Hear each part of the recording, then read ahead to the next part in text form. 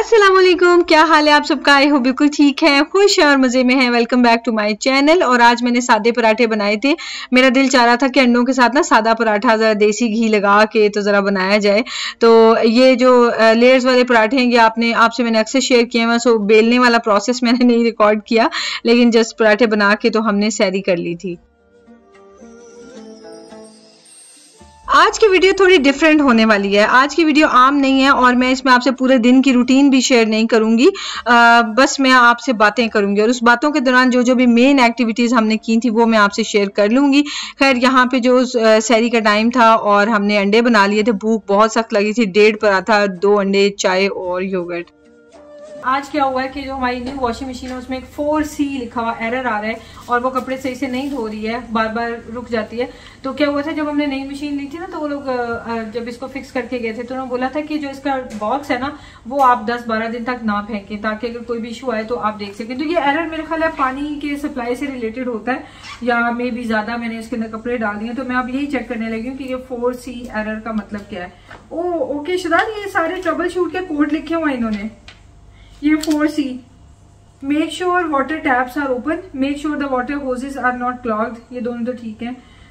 Make sure water taps are not frozen, make sure washing machine is operating with sufficient water pressure, make sure that the cold water tap and hot water tap are properly connected, clean the mesh filter as it may be clogged. Okay, water is not supplied. Basically 4C का मतलब ये है। तो I think वही मसला हो रहा है। रोजों में ना इस टाइम पे पानी कम हो जाता है, तो मेरा ख्याल है मैं ये लेट नाइट वॉशिंग मशीन लगाया करूँ। तो चले मैं देखती हूँ, उसको फिर बंद कर देती हूँ। अभी पानी बहुत कम आ रहा है, पानी का फ्लो बहुत ही कम है।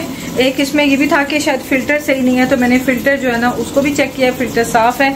और ये इतने सारे कपड़े निकाल के मैंने बाहर रखे हुए, मुझे लगा कि मैंने लोड ज्यादा डाल दिया है। तो अब देखते हैं, पानी की वजह से मुझे लगता है मसला है, नहीं तो फिर इसको रात को ही मैं करूंगी। अभी ये लास्ट टाइम मैं देख रही हूँ, वरना रात को। तो आज की वीडियो में कोई कुकिंग नहीं है। सैरी के टाइम आपने देख लिया, मैंने सिंपल पराठे बनाए थे।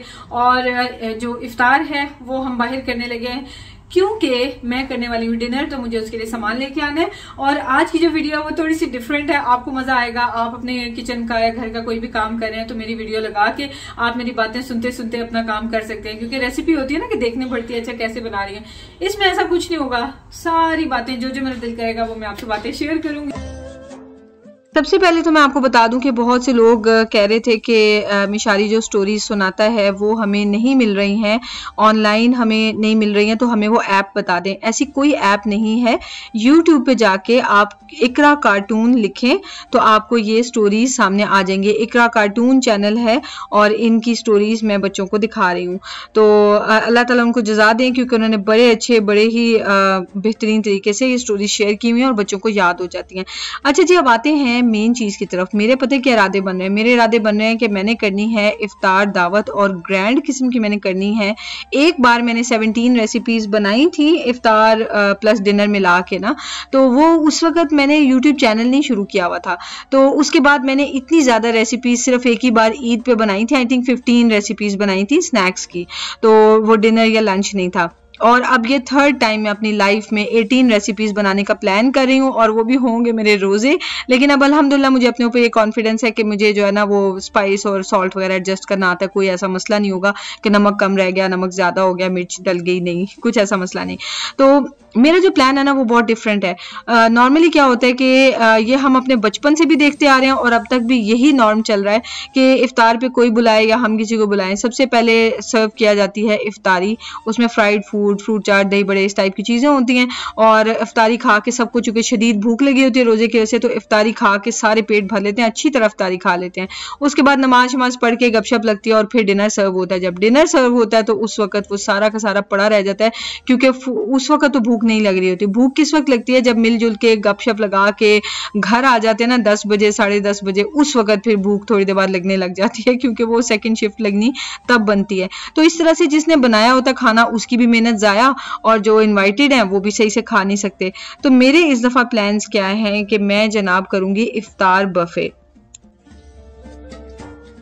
इफ्तार बफेज तो मेरा ख्याल है हर किसी ने किया हुआ है, लेकिन फिर भी हो सकता है किसी ने ना किया हो, तो उनको मैं बता दूं बेसिकली क्या होता है। होटल्स वगैरह में जब हम जाते हैं तो इफ्तार के टाइम पे वहाँ पे इफ्तारी की भी सब चीज़ें, डिनर, डिजर्ट्स, ड्रिंक्स, हर चीज़ एक साथ सर्व की होती है और टेबल बफे टेबल्स बनाई होती है, उन पर सब चीज़ें अरेंज हुई होती है। कल की वीडियो में मैंने आपसे रिसेंट भी शेयर किया है। तो उसमें क्या होता है कि जिसका जो दिल चाहता है ना वो खाते हैं और पेट भर के खाते हैं। 2-3 बार प्लेट्स वगैरह ली जाती हैं भर भर के, और जो दिल करे ना खा लेते हैं। तो मैंने सोचा कि मैं भी ऐसे करूँ। मेनली क्या होता है कि जो इफ्तारी के आइटम्स है ना उन पे बहुत ज़्यादा मेहनत नहीं लगती है, लेकिन जो डिनर्स है ना हमारे पाकिस्तानी खाने होते हैं उन पे बहुत टाइम और मेहनत और इंग्रेडिएंट्स इकट्ठे करना, बनाना वो बहुत कॉम्प्लिकेटेड हो जाता है। तो लेकिन वही सारा फिर बचा रह जाता है, तो बड़ा अफसोस होता है कि मेहनत सारी ज़ाया हुई। तो मैं सारा कुछ बना के इस बार इकट्ठा सर्व करने लगी हूँ, इफ्तार की आइटम्स, डिनर की आइटम्स और डिजर्ट की आइटम्स। हाँ आई नो, एक बार सारे पेट भर लेंगे, उसके बाद गपशप लगाते हुए दोबारा जब खाना लेने लगेंगे तो ठंडा तो हुआ होगा, बट इट्स ओके। वो तो नॉर्मली भी हम सबके घरों में जाते हैं तो खाना खाते खाते वहीं ठंडा हो जाता है, क्योंकि ये होटल थोड़ी होता है जिसमें नीचे वो लाइट्स भी, वो क्या कहते हैं, थोड़े फ्लेम्स वाले कंटेनर्स लिए हों, सर्ववेयर लिया हो जिसमें चीज़ें रख रहे हों, तो इसलिए वो सब चलता रहता है। बट मैं ये एक्सपेरिमेंट करने जा रही हूँ और मैं आपसे भी शेयर करूँगी कि कैसा रहा। तो खैर शॉपिंग वगैरह हमने कर ली, इफ्तार भी बाहर से कर ली। ग्रोसरी आइटम्स मुझे लेनी थी, ज़्यादातर तो सामान मैं रमज़ान से पहले मंगवा चुकी हुई थी। बस ज़रूरी जो फ्रूट सब्जियां होती हैं ना, मेनली वही चीज़ें लेनी पड़ती हैं या फिर डेयरी लेनी पड़ती है। तो घर हम आ गए और मिशी हैप्पी होकर मस्ती कर रहा था, तो मैंने सोचा कि सारा सामान जो है ना वो वापस रख देती हूँ अभी से ही, ताकि फिर मैं नेक्स्ट डे से इंशाल्लाह तैयारी शुरू कर दूँगी। किचन को मैं जाते हुए सारे बर्तन शर्तन धो के करके चली गई थी क्लीन अप, क्योंकि क्या होता है कि इफ्तारी जब हम रिकॉर्ड करते हैं ना तो उस टाइम उस वजह से ना बर्तन बहुत ज़्यादा यूज़ होते हैं, फिर सर्व भी अच्छे तरीके से करना होता है। बहुत से लोग कहते हैं इतनी मेहनत क्यों करते हैं रमज़ान में, इबादत करें। तो मेरा मानना यह है कि हम में से कोई भी एक ऐसा नहीं है जो 24 घंटे सिर्फ इबादत ही करता रहता है। हर इंसान अपने घर के काम भी निपटाता है, लेकिन सिर्फ यह कि यूट्यूबर्स को इस तरह से कह के तो मतलब एक लेग पुलिंग ही की जाती है। मैं तो यही कहूँगी, इसमें कोई पॉजिटिव बात नहीं होती है कहना कि आप इतनी इफ्तारी क्यों बना रहे हैं। हमारी ये जॉब है। हमारे हस्बैंड्स कौन सा रमजान में घरों में बैठ जाते हैं, ना ही अल्लाह ताला ने हुक्म दिया है कि रमजान में अपने जो है वो नौकरी छोड़ दें, अपना रिस्क कमाना छोड़ दें, घरों में बैठ जाएं। इनफैक्ट जो सारी किचन से रिलेटेड मेरी यूट्यूबर्स हैं, फेलोज, उन सबको पता होगा कि रमजान के महीने में अल्लाह ताला हमारे रिस्क में कितनी ज्यादा बरकत डाल देते हैं, और टाइम में इतनी बरकत होती है कि दिल भर के हम इबादतें भी करते हैं, लेकिन हम अपनी फैमिली को मजे भी कराते हैं, अच्छी अच्छी रेसिपीज आपसे शेयर भी करते हैं, और जनाब हो जाती है अच्छी सी इनकम भी। और बहुत से लोग ये कहते हैं कि आप टाइम वेस्ट करते हैं दूसरे लोगों का कि वो आपकी वीडियोस देखते हैं, तो ये सबके ऊपर अपना अपना होता है। वो सब भी अच्छे समझदार लोग हैं, उन्हें पता है जब वो इबादत से फारिग हो गए हैं तो वो बैठ के वीडियोस देख सकते हैं। 24 घंटे कोई भी इबादत नहीं कर रहा होता। सो उन सबका थैंक यू सो मच जो मेरी वीडियोस को देखते हैं, अप्रिशिएट करते हैं। मुझे मज़ा इस चीज़ का आता है कि मैं रेसिपीज़ आपसे शेयर करती हूँ इजी और जल्दी बनने वाली, और फिर आप जब रेसिपीज़ को ट्राई करते हैं ना और फिर मुझे अपने रिव्यूज़ देते हैं कमेंट सेक्शन में, मुझे बहुत मज़ा आता है। और बस अल्लाह करे कि रमज़ान इसी तरह रहमतों और बरकतों से भरा हुआ हमारा गुजरे, आमीन सुम आमीन। तो जनाब इसके साथ ये काम सारे ख़त्म हो गए हैं। अभी मैं आपको दिखाती हूँ कि मैं क्या लेके आई हूँ, और उसके बाद नेक्स्ट वीडियो इंशाल्लाह मैं आपसे शेयर करूँगी इफ्तार प्रेप की। तो मिलते हैं नेक्स्ट वीडियो में। दुआ में याद रखें, अपना ख्याल रखें, टेक केयर, अल्लाह हाफिज। गिफ्ट मार्केट पे गए थे कारफोर के बाद ना, तो एक तो मुझे टिश्यूज़ चाहिए थे और ये टी लाइट्स जो है ना ये मुझे चाहिए थी। तो इन पे लिखा हुआ तो है कलर चेंजिंग, लेकिन आई थिंक ये येलो है। बहरहाल ये मुझे चाहिए थी, ये मैं आपको दिखाऊंगी कि कहाँ लगानी है मैंने। और उसके अलावा जो डिनर मैंने अरेंज करना है उसके लिए मैंने ये ना डिज़र्ट कप्स भी ले लिए थे। मुझे बड़ा अच्छा आइडिया लगा था। मैं हमेशा ढूंढती हूँ लेकिन नज़र बहुत आते हैं गिफ्ट मार्केट में। Mishu 1 minute please. लेकिन मैं ख़रीद इसलिए नहीं सकती हूँ क्योंकि वो छोटे छोटे कप्स जो है ना वो उनको ट्रे में रखना, फिर वहाँ शिफ्ट करना निकालना वो बड़ा मुश्किल होता है। छोटे छोटे कप्स हैं, किसी का हाथ लग के गिर जाए। तो ये इस ट्रे के अंदर है, ये प्लास्टिक ट्रे है, डिस्पोजेबल ट्रे है, और कप्स भी डिस्पोजेबल हैं। तो ये जो है ना मैंने ये 2 कप्स ले लिए, इनमें मैं बना के कुछ ना कुछ डालूंगी। अभी मैंने ये डिसाइड नहीं किया।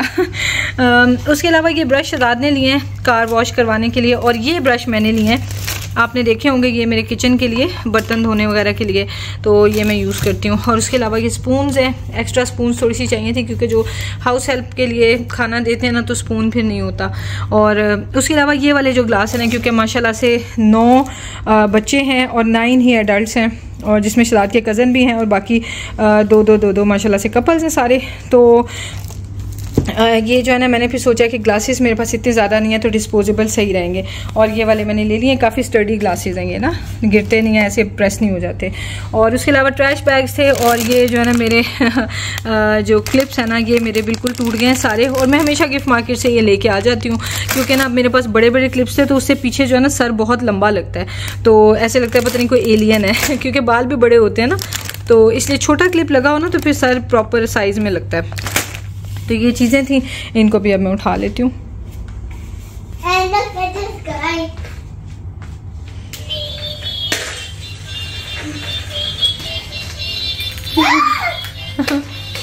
मिशारी को हमेशा अपने एवेंजर्स और ये वो टॉयज ही लेता है, वही रिपीट करवाता है, तो बड़े टाइम से मैं इसके पीछे पड़ी थी, ले लिया उसने फाइनली और अब हैप्पी हुआ। Right Mishu? Mishu, it's the same pigeon that sits outside our window. Yeah. And it flew away.